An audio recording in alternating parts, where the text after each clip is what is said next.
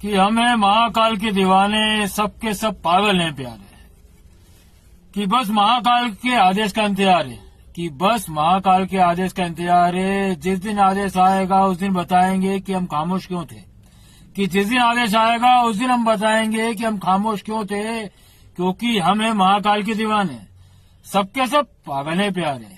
हम शांति से लगाते हैं कि हम शांति से लगाते हैं हर हर महादेव के नारे।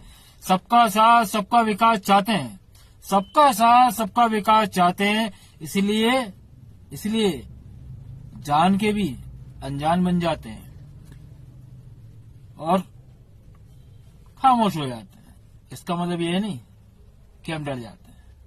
मैं एक बात फिर से कहना चाहता हूँ आदरणीय, मैं किसी भी धर्म के बारे में नहीं बोलता, ना ही कहीं बोलूंगा, क्योंकि मेरे लिए हर धर्म कल भी महान था, आज ही महान और हमेशा महान रहेगा।